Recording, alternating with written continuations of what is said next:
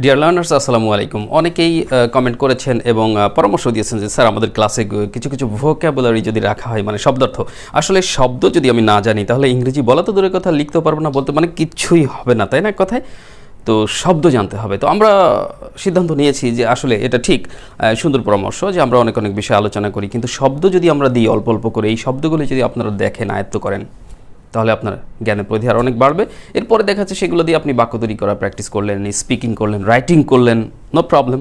তো যাই হোক, তাহলে আজকে বুঝতে পারছেন যে আজকে ক্লাসে কিন্তু আমি বেশ কিছু ইম্পর্টেন্ট ভোকাবুলারি আপনাদেরকে শেয়ার করব। সো প্লিজ কিপ ওয়াচিং, দেখবেন পুরো ক্লাসটি। আর বরাবরের মতো ক্লাসের শুরুতে কিন্তু জানিয়ে রাখছি, যারা খুব সহজে ইংরেজি শিখতে চাচ্ছেন, ভাবছেন যে কীভাবে সহজে ইংরেজি শেখা যায়, তাদের আর চিন্তার কোনো কারণ নাই। আমার হাতের বইয়ের এই কপিটি সংগ্রহ করবেন, আমাদের স্পোকেন ইংলিশের বই। এটা আমাদের কোর্সের বই, বাইরে বাজারে লাইব্রেরিতে পাওয়া যায় না, আমাদের কাছ থেকেই সবাই অর্ডার করে নেয়। আপনিও নিশ্চিন্তে অর্ডার করবেন, বই পাঠিয়ে দেবো ইনশাআল্লাহ, কোনো সমস্যা নাই। আপনাকে টোটাল 715 টাকা বিকাশ করতে হবে। বইয়ের দাম 715 তা বলছি না, বইয়ের দাম, কুরিয়ার চার্জ, বিকাশ বা আদার্স যে খরচই বলি না কেন, সব মিলিয়ে 715 টাকা। একটু বেশি মনে হলেও কিন্তু এটা একটা কোর্স ম্যাটেরিয়াল, অর্থাৎ আপনি ফুল কোর্স করবেন। এই বইটির ভিডিও ক্লাসগুলি আমাদের ইউটিউব চ্যানেলে দেখবেন, সুসজ্জিত অবস্থায় আছে, সিরিয়ালি একটার পর একটা দেখবেন এবং প্র্যাকটিস করবেন। শুধু দেখবেন না, প্র্যাকটিসও করতে হবে কিন্তু, ঠিক আছে? তাহলে বাসায় বসে নিজে নিজেই খুব সহজে ইংরেজি শিখতে পারবেন। ইভেন বাড়িতে ছোটো বাচ্চা কাচ্চাও যদি থাকে, ছোটরা 4-5-এ পড়ে, হাই স্কুলে পড়ে, এরকম অনেকে থাকে, তারাও কিন্তু সহজে ইংরেজি শিখতে পারবে, কারণ এটা খুব সহজে উপস্থাপন করা। আমাদের ভিডিও ক্লাসগুলো দেখলে বুঝতে পারবেন, আমার কথা শুনে প্ররোচিত হবার কোনো কারণ নাই। ভিডিও ক্লাস দেখুন, সহজ মনে হবে। আশা করি আপনি সহজ ইংলিশ শিখতে পারবেন। তো যাদের প্রয়োজন তারা দ্রুত গতিতে অর্ডার করবেন। বাংলাদেশের সব জেলাতে আমরা সুন্দরবন কুরিয়ারে পাঠাই। আর যারা প্রবাসী বন্ধুরা মনে করছেন যে আমাদেরও দরকার, ইংরেজি শেখা অত্যন্ত জরুরি, দেশের বাইরে থাকি, ইংরেজি ছাড়া তো আসলে চলেই না, তাদেরকে বলবো যে আমাদের ইমো হোয়াটসঅ্যাপ নাম্বার দেখতে পাচ্ছেন, একটা ইমো হোয়াটসঅ্যাপ নাম্বার, এই নাম্বারে নক করবেন প্রবাসী বন্ধুরা, তাদেরকে আমরা বইয়ের ব্যবস্থা করব। আর উপরে যে 2টা মোবাইল নাম্বার দেখতে পাচ্ছেন, দেশের মধ্যে যারা আছেন, বাংলাদেশের সব জেলাতে আমরা বই পাঠাই, তারা উপরের নাম্বারে, উপরের মোবাইল নাম্বারে ফোন করে সরাসরি কথা বলবেন, বই অর্ডার করবেন, আর সংক্ষেপে কথা বলবেন যে কত টাকা দিব স্যার, কোন নাম্বারে দিব, আমার অমুক জায়গায় বইটা পাঠাতে হবে, দ্যাটস এনাফ। ফুল কোর্স পাচ্ছেন কিন্তু, খেয়াল রাখবেন। হ্যাঁ, তাহলে ইংরেজি শেখার জন্য আজই আপনার যাত্রা শুরু হোক। আর এখন আমাদের মূল ক্লাসটি দেখতে থাকুন প্লিজ। তো আজকে আমি প্রথম যে ভোকাবুলারিটি নিয়ে কথা বলতে চাচ্ছি সেটা হচ্ছে যে পরে। আচ্ছা, পরে ইংরেজি কিন্তু এর আগের কোনো একটা ভিডিও ক্লাসে আমরা বলেছি, আপনারা খুব সহজে ব্যাপারটা বুঝতে পারবেন, জানা আছে। অনেকে হয়তো ভাববেন যে এটা আবার হচ্ছে, দেখুন আসলে বিষয়টা বোঝার চেষ্টা করুন। লেটার একটা ব্যাপার আমি বলেছিলাম যে লেটার, LATER, লেটার মানে কিন্তু পরে হয়।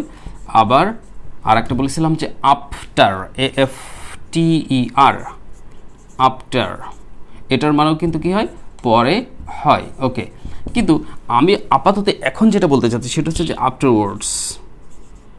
এই দেখুন বানানটা, আফটার পরে WARDS, আফটারওয়ার্ডস, এর মানেও কিন্তু পরে হয়।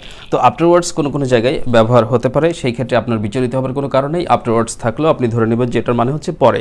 এখন এই শব্দটা কীভাবে ব্যবহার হয়, ব্যাপারটা হচ্ছে যে আপনি আমার সাথে কথা বলতে চাচ্ছেন, আমি এই মুহূর্তে বিজি আছি, আমি হয়তো বললাম যে আপনার সাথে একটু পরে কথা বলেন, তখন কিন্তু এই যে আফটার যেটুকু ছিল, যে you will talk to me after, তখন এভাবে বলবো না।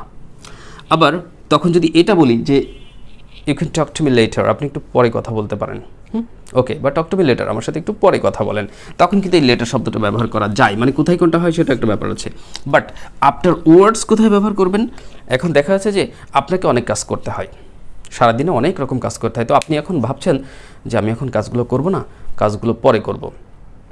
তো তখন হয়তো আমি বললাম যে you should not put up your works in this way, এভাবে আপনার কাজগুলো ফেলে রাখা উচিত। আমি যা বলতেছি তার বাংলা অর্থটা বোঝার চেষ্টা করুন, যে you should not put up your works for some other time, যে অন্য কোনো সময়ের জন্য কাজ ফেলে রাখা উচিত নয়। Because you may not do that work later, যে পরে আপনি হয়তো কাজগুলো নাও করতে পারেন। হোয়াই? কারণটা কি? কারণটা হচ্ছে যে you have to do some other works afterwards, হয়তো এই কাজগুলোর পরেও আপনাকে আরও কাজ করতে হতে পারে। এই দেখুন যে শেষে বললাম যে আফটারওয়ার্ডস, তো এরকম ক্ষেত্রে আপনি আফটারওয়ার্ডস শব্দটি ইউজ করতে পারবেন। তো যাই হোক, করেন বা না করেন, স্পিকিংও তো করতে পারেন, আফটারওয়ার্ডস মানে পরে। হ্যাঁ, তাহলে আফটারওয়ার্ডস মানে পরে, এটা খেয়াল রাখবেন। গেইন মানে কি? আমরা জানি যে গেইন মানে অর্জন করা, GAIN, গেইন, ঠিক আছে, অর্জন করা। বাট রিগেইন, যেটাকে আমরা কিন্তু বলতে পারি পুনরুদ্ধার, পুনরায় ফিরে পাওয়া। তাহলে মনে রাখবেন যে রিগেইন মানে হচ্ছে পুনরায় ফিরে পাওয়া, পুনরায় পাওয়া মানে কোনো কিছু আপনি হারিয়েছেন, হয়তো আপনি অসুস্থ হয়ে পড়েছিলেন, আপনার স্বাস্থ্যহানি হয়েছিল, আপনি কি বলবো এটাকে দুর্বল হয়ে গেছিলেন, অথবা দেখা যাচ্ছে যে আমরা বলি যে লোকটা অনেক স্লিম হয়ে গেছে, বা ঘেনা শব্দটা ইউজ করি, চিকন চাকান, হ্যাঁ, এরকম যে চিকন হয়ে গেছে, কিন্তু আপনি আবার মোটামুটি এক্সারসাইজ করে ভালো খাবার খেয়ে স্বাস্থ্যবিধি ফলো করে আপনি আপনার সেই পূর্বের স্বাস্থ্যটাকে ফিরে পেয়েছেন আলহামদুলিল্লাহ। তো এটাকে কী করলেন, আপনি রিগেইন করলেন। তাহলে রিগেইনটা হচ্ছে যে পুনরায় এভাবে পাওয়া বা ফিরে পাওয়া। আশা করি বুঝতে পেরেছেন। এবার বলতে চাচ্ছি উন্নতি করা ইংরেজি। এখন উন্নতি করা যেটা আমরা তো জানি যে ইমপ্রুভ হতে পারে, ডেভেলপ হতে পারে, তাই না, প্রসপার হতে পারে। কিন্তু যদি আমি এখন বলি শুধু উন্নতি, করা শব্দটুকু বাদ, উন্নতি করাটুকু না, উন্নতি শুধু, তাহলে উন্নতিকে আমরা কি বলবো? এটাকে আমরা বলতে পারি প্রোগ্রেস, PROGRESS, প্রোগ্রেস। আবার এই ক্ষেত্রে কিন্তু আমরা উন্নতি অর্থে ওই যে আগে যে শব্দগুলি বললাম, ডেভেলপমেন্ট, DEVELOPMENT, তারপরে আপনি ইউজ করতে পারেন IMPROVEMENT, ইমপ্রুভমেন্ট। এছাড়াও আপনি হচ্ছে প্রসপারিটি, PROSPERITY, এই যে প্রসপারিটি, আপনি এই ধরনের অনেক শব্দ কিন্তু ব্যবহার করতে পারেন। তাহলে প্রোগ্রেস উন্নতি, ডেভেলপমেন্ট উন্নতি, ডেভেলপমেন্টের পরে আছে ইমপ্রুভমেন্ট, তারপরে প্রসপারিটি, আপনি এভাবে বিভিন্ন ধরনের শব্দ ইউজ করতে পারেন। বাট উন্নতি অর্থে, শুধু উন্নতি অর্থে প্রোগ্রেস, এটা মনে রাখলেও চলবে। চালিয়ে যাওয়া, আমরা বলি যে তুমি চালিয়ে যাও, ক্যারি অন, এরকম একটা কথা আমরা বলি, তাই না? কিন্তু এই চালিয়ে যাওয়াটাকে আমরা যদি একটা সিঙ্গেল ওয়ার্ড দ্বারা, ভার্ব যেটা, সেটা দ্বারা বোঝাতে চাই, তাহলে আমরা কিন্তু এটাকে বলতে পারি যে কন্টিনিউ, CONTINUE, কন্টিনিউ মানে কি? চালিয়ে যাওয়া। কন্টিনিউ, CONTINUE, কন্টিনিউ, চালিয়ে যাওয়া। এখন এই চালিয়ে যাওয়া তো কন্টিনিউ হলো, কিন্তু যদি আমি বলি যে চলমান প্রক্রিয়া, অবিরাম বা চলমান, তখন আমরা কি বলবো? তখন আমরা, এটা বাংলা তো এখানে লেখা হয়নি, চালিয়ে যাওয়া, কন্টিনিউ, চালিয়ে যাওয়া। আপনারা শুনেও একটু নোট করবেন প্রয়োজনে, যারা আসলে প্রকৃতপক্ষে শিখছেন, আর যারা শুধু দেখছেন, একটু আইডিয়া নিচ্ছেন, দেখতে থাকুন, নো প্রবলেম। আর স্টুডেন্টস যারা, তাদেরকে পরামর্শ দিব যে তোমরা খাতা কলম নিয়ে বসবা, নোট করবা, প্র্যাকটিস করবা, এইভাবেই তো শিখবা, বিকজ ইটস এ ক্লাস, এটা তো একটা ক্লাস। কন্টিনিউয়াস, CONTINUOUS, এই কন্টিনিউয়াস মানে কিন্তু অবিরাম বা চলমান, যেটা চলতে আছে, এক কথায়, হ্যাঁ, চলতেই আছে, কন্টিনিউয়াস, চলমান, কন্টিনিউয়াস, চলমান। আবার একটু আগে যে অর্জন করা ব্যাপারটা বলছিলাম, এটার আগে সম্ভবত যে গেইন, তারপরে বলেছিলাম রিগেইন। তো অর্জন করা কিন্তু আলাদা আরেকটা ওয়ার্ড আছে, আপনারা জানেন, ভার্ব। সেটা হচ্ছে যে ভার্ব অর্থে ব্যবহার হয়, সেটা অ্যাকুয়ার। আমি দেখাই আপনাদেরকে, বোর্ডে দেখাই। কি বললাম? অর্জন করা, অ্যাকুয়ার। Can you spell? আপনি বানান করতে পারবেন অ্যাকুয়ার শব্দটা? অনেকে আমরা বানান ভুল করে ফেলি, একটু বড় মনে হয়, এই কারণে। ACQUIRE, অ্যাকুয়ার, অর্জন করা, কিন্তু এটা হচ্ছে অর্জন করা। বাট এটার সাথে যখন একটা ডি ইউজ করে ফেলবেন, হয়তো এক জায়গায় লেখা আছে যে অ্যাকুয়ার্ড কোয়ালিটিস, কি লেখা আছে? অ্যাকুয়ার্ড কোয়ালিটিস, মানে ডি আছে কিন্তু ওখানে, হ্যাঁ, কোয়ালিটিস।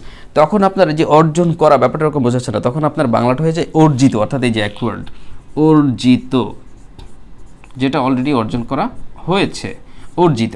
আর অ্যাকুয়ার্ড কোয়ালিটিস মানে অর্জিত গুণাবলী বা অর্জিত যে জ্ঞান, অভিজ্ঞতা, সেটাকেই কিন্তু এটা বোঝায়।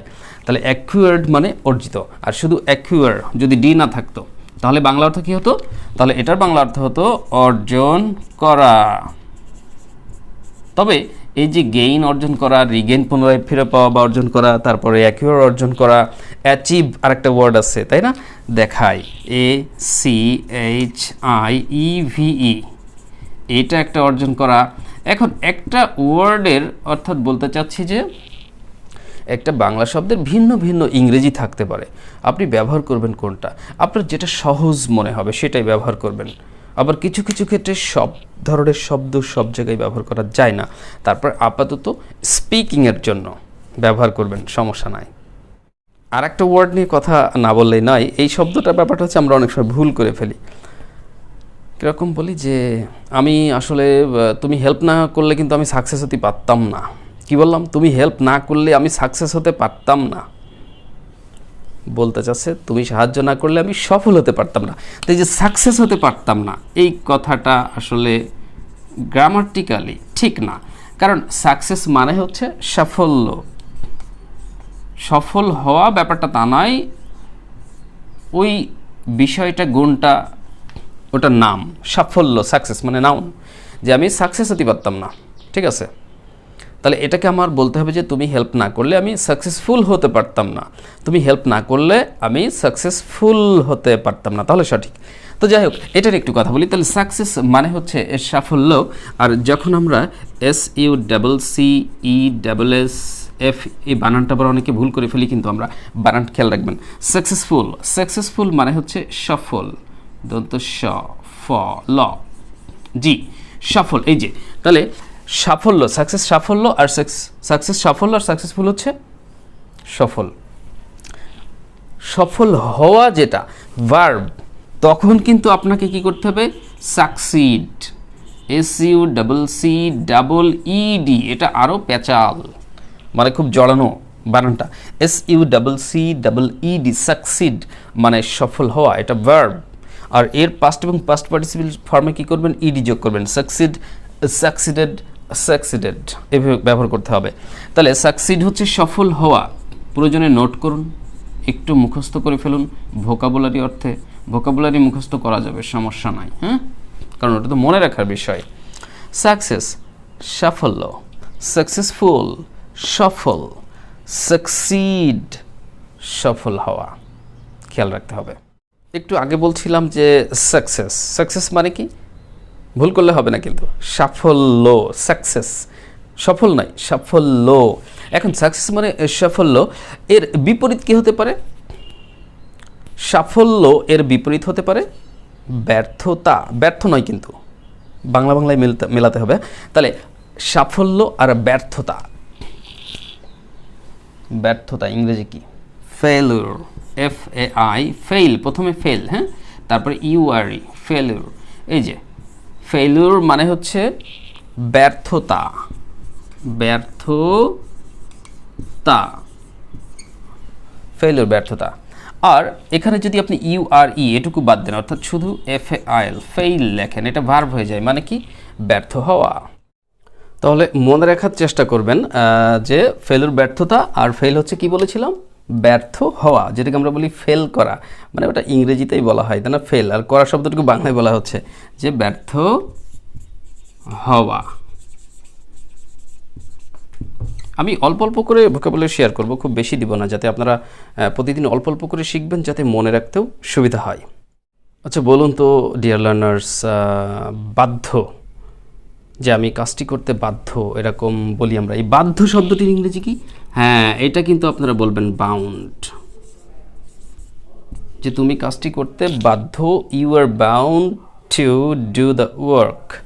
সো বাউন্ড মানে হচ্ছে বাধ্য, কিন্তু বাধ্য করা, এটা কিন্তু বাধ্য, ঠিক আছে, এটাকে আমরা অ্যাডজেক্টিভ হিসেবে ধরতে পারি, বাট বাধ্য করা যখন, তখন কিন্তু সেটা ভার্ব হিসেবে ব্যবহার হচ্ছে। যে তুমি আমাকে বাধ্য করেছিলে বললাম, তাহলে আমি বলবো যে you compelled me, you compelled me, তুমি আমাকে বাধ্য করেছিলে। তো কম্পেল বানানটা দেখা যাক। কম্পেল, COMPEL, কম্পেল, কি বলবেন? কম্পেল। তাহলে আমি বললাম যে ইউ কম্পেলড মি, তুমি আমাকে বাধ্য করেছিলে টু ডু দ্য ওয়ার্ক, কাজটি করতে। তাহলে এখানে পার্থক্যটা কি দাঁড়াচ্ছে? যে কম্পেল হচ্ছে বাধ্য করা, এটা কিন্তু ভার্ব, আর বাউন্ড হচ্ছে শুধু বাধ্য, এটা হচ্ছে পার্থক্য। তাহলে নিশ্চয়ই এখান থেকে দুটো একটা হলেও নতুন কিছু শিখছেন।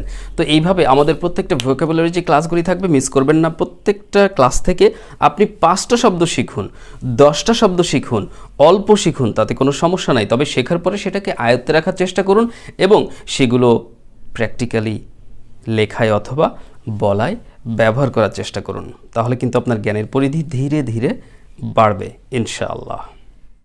সো ডিয়ার লার্নার্স, ক্লাসটিকে দীর্ঘায়িত করছেন। আর আমাদের যে ফেসবুক পেজ রয়েছে, আমাদের চ্যানেল এবং ফেসবুক পেজ দুইটার নাম একই নাম, দ্য মেন্টস টিউটোরিয়াল। তো আপনারা আমাদের ফেসবুক পেজটাও ভিজিট করবেন, সেখানে অসংখ্য ভিডিও ক্লাস পাবেন, সেখান থেকেও সহজে দেখে দেখে আপনি শিখতে পারেন। আর অবশ্যই আমাদের ফেসবুক পেজের ভিডিওগুলি আপনি দেখুন বেশি বেশি এবং কাইন্ডলি শেয়ার করুন। আমাদের ফেসবুক পেজের ভিডিওগুলি একটু শেয়ার করে দিবেন, আপনাদের কর্ডিয়াল কোঅপারেশন আমাদের অনেক প্রয়োজন। আচ্ছা, আর ভিডিওটি ভালো লেগে থাকলে অবশ্যই ভিডিওতে একটি লাইক দিতে ভুলবেন না। আর আমাদের যে ফেসবুক গ্রুপ রয়েছে TMT ল্যাঙ্গুয়েজ ক্লাব, সেই গ্রুপেও আপনারা জয়েন করবেন। সেখানে আপনার মতো অনেক লার্নার পাবেন, অর্থাৎ অনেক লার্নার্স বলতে বিভিন্ন শিক্ষার্থী পাবেন বিভিন্ন বয়সে, তাদের সাথেও কিন্তু আপনি ইংরেজি প্র্যাকটিস করতে পারেন, প্র্যাকটিস করে নিজের দক্ষতা আরও বাড়াতে পারেন। আর পরিশেষে মনে করিয়ে দিচ্ছি, যারা ভাবছিলেন সহজ ইংরেজি শিখবেন তারা অবশ্যই বইয়ের একটি কপি সংগ্রহ করার চেষ্টা করবেন। এই বইটি নিয়ে আমাদের ভিডিও ক্লাসগুলো দেখে আপনি খুব সহজেই বাসায় বসে ইংরেজি শিখতে পারবেন ইনশাল্লাহ। সো আল্লাহ তাআলা আপনাদের সবাইকে কবুল করুক, এই প্রত্যাশা রেখে আপাতত আজকের ক্লাসটি এখানে শেষ করছি। কথা হবে নতুন কোনো ক্লাসে, ততক্ষণ ভালো থাকবেন, সুস্থ থাকবেন। আসসালামু আলাইকুম ওয়া রাহমাতুল্লাহ।